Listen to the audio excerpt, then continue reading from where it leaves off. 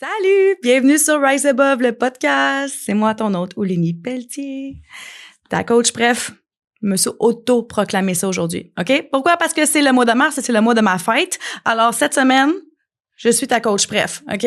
J'ai eu 40 ans. Bonne fête, Oulini. Yay! Bon, fait que là, on est au mois de mars. Fait que l'épisode d'aujourd'hui, je me donne. Pourquoi? Parce que c'est le printemps, on fait le ménage. Fait qu'aujourd'hui, on fait le ménage. On fait le ménage de tes pensées. Fais le ménage des gens que tu n'as plus besoin dans ta vie, des situations que tu ne veux plus vivre. Tes mauvais patterns. Faites ça, OK? On dit qu'on accumule. C'est super important de faire un ménage de printemps pour plein de choses. Tu veux aérer l'espace aussi. Tu as besoin de libérer justement chez vous pour créer du nouveau, un changement. Il y en a qui vont faire des cleanses au niveau alimentaire pour aussi comme tout dégager le foie et tout ça. Mais c'est la même chose avec vos émotions et vos relations, guys. C'est important de faire le ménage là-dedans aussi. OK? On va commencer par les relations. Dis-moi, est-ce que tu en as des relations accumulées avec le temps que t'es comme aïe aïe? Quand c'est le temps d'aller à ce souper-là, t'es genre pas sûr ça me tente. Après ça, quand cet ami-là t'appelle, ça te prend genre une semaine de retourner l'appel. Quand tu retournes déjeuner à tel endroit avec une gang, t'as plus rien à leur dire.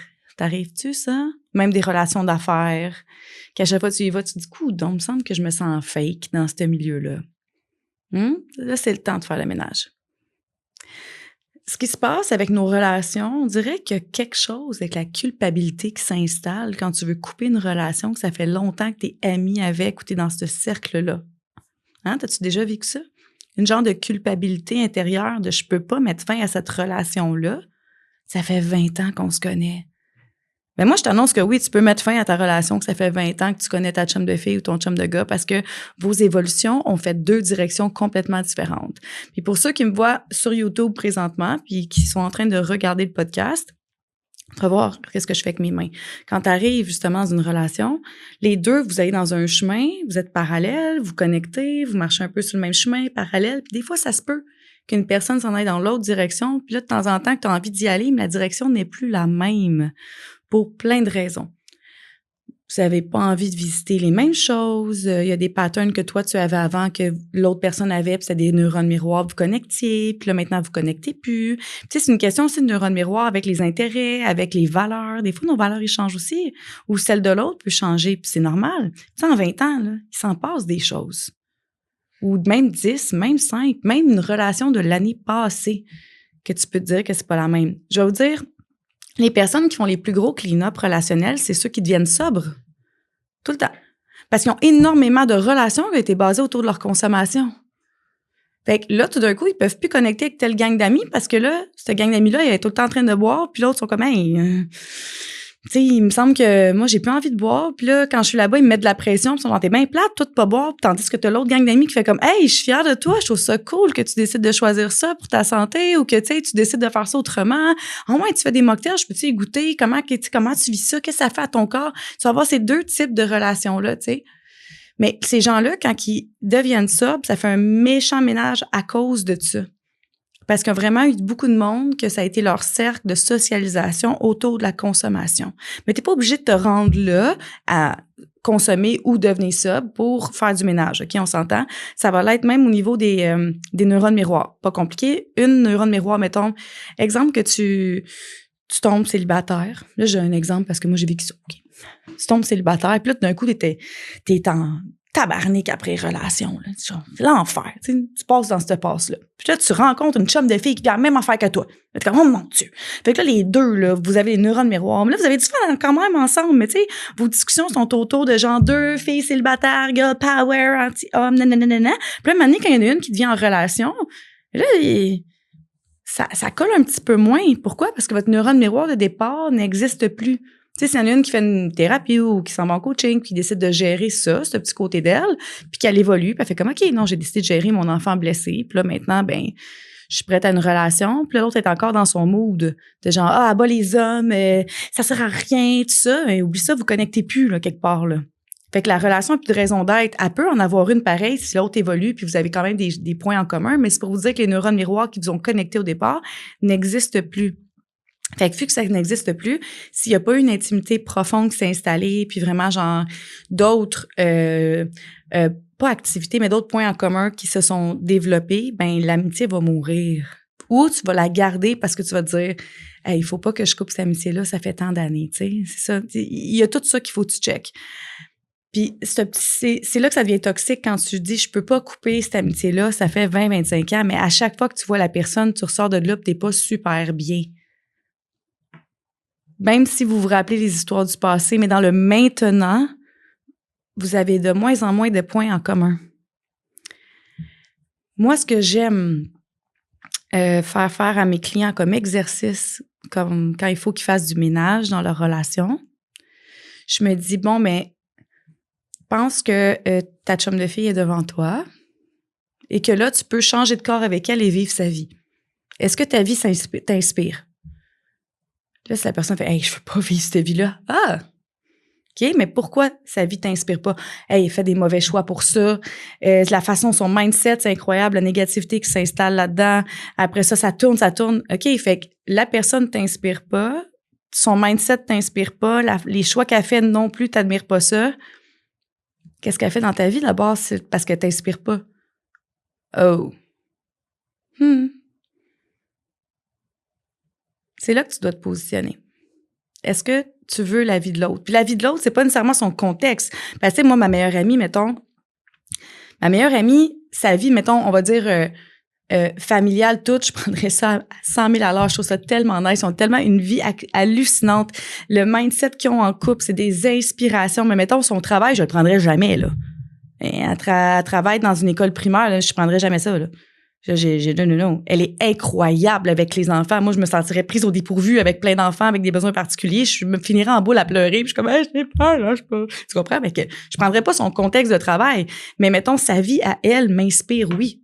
Tu comprends? Fait que, tu sais, on parle pas de prendre toute la vie au complet. C'est comme les gros aspects qui fait que vous connectez ensemble. Est-ce que tu les prendrais, tu sais? C'est ça qui va t'aider à faire ce ménage-là. Vraiment, ce ménage de printemps-là dans tes relations. Fais juste cet exercice-là, puis tu vas voir, ça va faire « Puis il y a une façon de faire des ruptures amicales qui sont douces aussi, ou des ruptures de liens d'affaires. Tu sais, quand tu te rends compte que finalement, l'entreprise ou la personne que tu as engagée n'a pas les mêmes valeurs d'entreprise que toi ou n'a pas les mêmes valeurs avec ses employés. Puis là, t'es comme, aïe, je me sens en incohérence d'engager cette compagnie-là ou de faire des affaires avec quand je vois la façon qu'ils traitent les employés. Tu sais, il y a une façon d'être capable de faire des coupures qui sont vraiment, genre, polies, qui sont pas juste politically correct, mais qui sont douces. Tu sais, dire, hey, on a vraiment eu un beau lien dans nos relations. Là, je pense qu'on est dans d'autres étapes de nos vies. Donc, tu sais, on prend des chemins différents, puis c'est correct, tu sais, on fait la paix avec ça. Tu sais, il y a une façon de le dire, puis de juste amener ça sans nécessairement faire, sais-tu quoi, je veux plus être ton ami ou je veux plus travailler avec toi, tu sais. Tu sais, on peut tous s'éviter une blessure du rejet, là. On peut tous s'éviter ça, là, tu sais. Il y a une façon de nommer les choses vraiment doucement pour faire des finalités qui sont plus bienveillantes, mettons. OK? Fait que ça serait la première partie du ménage. La deuxième, c'est tes pensées. Guys, vos pensées, s'il te plaît. Tu dois faire un ménage des pensées récurrentes qui viennent tout le temps puis qui te troublent l'esprit. Parce que ça, là, c'est comme genre une allergie au pollen qui arrête jamais, OK? Tu sais, quand t'es allergique au pollen, il y a des phases dans l'année, mettons, là. Mais imagine là, que t'es 24/7 dans un champ de pollen, là. Ta réactine, à un moment donné, elle marche plus, là. Tu sais, c'est comme ça, tu deviens méga résistant, là, soit elle marche juste plus. Mais c'est pareil, c'est quasi allergène, c'est super débilitant d'avoir ces pensées-là récurrentes qui reviennent et qui reviennent et qui reviennent et qui reviennent et que tu y crois. C'est ça le problème, c'est que tout le mal-être intérieur et la souffrance, c'est quand tu crois à cette pensée-là, puis tu t'accroches au scénario de la pensée. Puis là, il y en a qui reviennent là plus que jamais. Fait que tu as toujours à peu près une dizaine de pensées thématiques qui tournent en boucle dans ta tête. Puis c'est des pensées thématiques qui s'accrochent à des scénarios. Fait que tu as l'impression que c'est des choses différentes, mais c'est les mêmes pensées. Exemple, mettons, quelqu'un qui a déjà vécu une faillite, puis que là, ça va super bien financièrement, mais a toujours la peur qu'à chaque décision qu'elle va prendre, elle va tout perdre. Fait que la peur, elle reste là, puis comme, la peur, c'est genre, tu vas tout perdre, tu vas tout perdre, tu vas tout perdre, tu vas tout perdre. Puis là, elle pogne plein d'affaires. À chaque fois que tu veux acheter quelque chose, c'est genre, ouf, attends un petit peu, je pense pas. Là, tu te ramènes à ta faillite, là, c'est comme, oh my God. Puis là, tu sais, ça finit plus. Tu veux faire un choix, là, tu recules. C'est ta pensée qui prend la loupe. Là, après ça, tu as une petite anxiété qui monte à chaque fois, puis tu sais pas pourquoi. C'est un mois dans ta business ou ton emploi qui est plus bas. T'es comme, aïe, tu capotes. Mais c'est parce que ta pensée en boucle, elle prend tous les scénarios, puis elle les rattache. Fait que c'est le temps de faire les ménages de ces peurs-là, puis de ces pensées-là qui t'accaparent, OK? Le truc numéro 1 pour faire le ménage des pensées, guys, c'est pas de les mettre en dessous du tapis. Ça, c'est la pire affaire que tu peux faire parce qu'ils vont rester là puis ils vont s'accumuler. OK? C'est d'y faire face. T'achèques ta pensée, tu l'attrapes, tu fais « Est-ce que t'es vrai, toi? Est-ce que la décision que je suis en train de faire là va m'amener à ma perte? » Non, vraiment pas. OK, everything's fine. Ou tu t'en vas vraiment voir une coach, un thérapeute, un hypno qui va travailler les peurs avec toi. Puis les peurs, si tu veux être capable de les aborder, tu dois la ressentir. Tu dois prendre le temps de la vivre et faire comme, OK, t'es dans mon corps, là. T'es là, toi, chose. J'ai peur en tabarnouche. Pourquoi? Parce que j'ai vécu un scénario passé qui m'a marqué. Puis je trouve que la thématique d'aujourd'hui apporte des petites vibrations du scénario. Fait que ça active toute la même affaire. Si tu la ressens dans ton corps, vibre-la dans ton corps en premier. Après, tu lui permets de s'exprimer puis de s'effacer. C'est comme ça que tu vas faire le ménage de tes pensées. Puis tu peux t'écrire. Moi, ce que j'aime, là, c'est d'écrire des textes à la troisième personne. Là, Lénie, aujourd'hui, elle pense que blablabla. Puis là, elle s'est dit que blablabla. Puis là, elle a eu tel scénario dans sa tête. Puis là, ça l'a créé telle anxiété dans son corps. C'est fascinant. Fait que quand j'écris ça à la troisième personne, je me détache de la situation un petit peu. Puis là, je me relis puis je deviens observatrice de mon délire. C'est un petit peu plus drôle. Dans ce temps-là, je regarde, il n'y a rien de vrai là-dedans. Ben non, c'est une création de mon mental. Puis là, je peux me reculer et faire... Hey, c'est vrai, je me crée tout ça parce que j'ai vécu ça dans le temps. Puis après ça, je check le cycle dans le mois puis je suis « Oh my God, je suis tellement SPM. » Tu sais, il y a comme tout, tu peux avoir du recul avec des outils clairs. Sauf que de laisser tes pensées être là pour faire comme « OK, je vais essayer de pas y penser, ça ne marchera pas. » Tu dis à une pensée « Je vais essayer de pas y penser. » Qu'est-ce qu'elle fait? Elle est comme « Check-moi bien aller, I'm coming. » Tu sais, c'est sûr, là. Puis elle s'en vient en avant-plan, puis elle motive tout, puis elle met un paquet de croyances avec, puis genre, let's go. Puis là, t'oublies ça, là, tu y penses, puis là, ça fait une roue, là. Fait que là, t'as besoin de faire le ménage. Et si t'es pas capable de le faire par toi-même, puis ça se peut. Moi, je le fais pas par moi-même, guys, là. J'ai des peurs, là, que c'est ma coach puis mon psy, là, qui me gère ça. Parce que moi, j'arrive, je sais pas quoi faire. C'est envahissant. Je capote, j'en dors pas. Qu'est-ce qu'on fait avec ça, Denis le psy? Denis me donne un coup de main. Ou Chantal. Fait que, tu sais, t'as ma coach puis mon psy qui me donne un petit coup de main. Ma chum qui est hypnothérapeute aussi. Parce que, crime, on n'est pas des superwomen, des supermen avec ça, là. Vraiment pas. Puis c'est vraiment un cadeau du ciel que de se permettre, que ce soit des fois avec un livre de développement personnel ou justement un accompagnement, de te permettre d'être capable de faire le ménage de ces mots-là qui tournent en boucle dans ta tête. C'est un cadeau exceptionnel de printemps. OK? Fait que, premier cue, ça serait vraiment juste des écrire. Écris-les, les pensées thématiques qui reviennent tout le temps dans ta tête. Que ce soit la fameuse phrase « je suis pas assez » ou « il faut que je sois performant » ou « je mérite pas d'être aimé ». Tu sais, il y a des pensées comme ça qui reviennent. Je sais que les gens vont me dire « là, c'est de l'exagération », mais il y en a qui vont connecter avec ce que je dis. Souvent, ces pensées-là sont exagérées justement parce que c'est des pensées qui sont basées sur la peur, vraiment beaucoup. Et c'est correct qu'elles soient exagérées. Mais faut pas les laisser en dedans parce que si tu les laisses à l'intérieur, c'est comme si elles allaient prendre un porte-voix pour crier plus fort parce que les pensées disent là, elle m'écoute pas. Fait que moi, je vais sortir le porte-voix puis m'arranger pour faire de l'écho dans son corps puis faire de l'écho dans sa tête. Comme ça va être envahissant.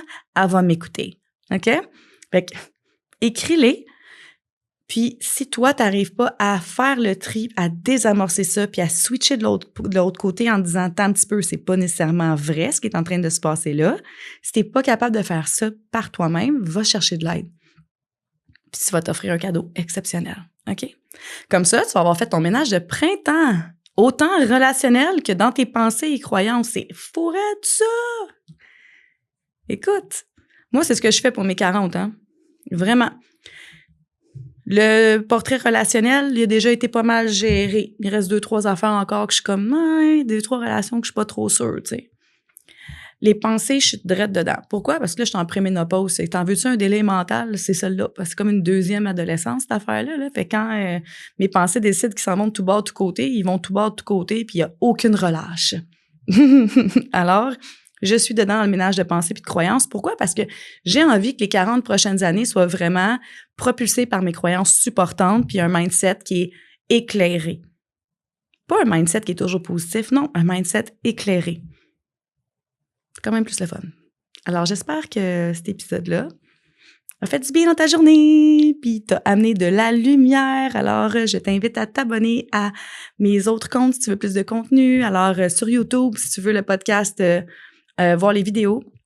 Sinon, je suis sur Spotify, Balado, Apple Podcast. Puis, tu peux me suivre sur TikTok, Instagram, Facebook ou à t'abonner à mon infolette au lennypeltier.com pour plus de contenu. Voilà. Merci d'être là. Vous êtes précieux. Alors, je te souhaite une bonne journée, une bonne soirée, une bonne semaine, une bonne fin de semaine. Love, rise above.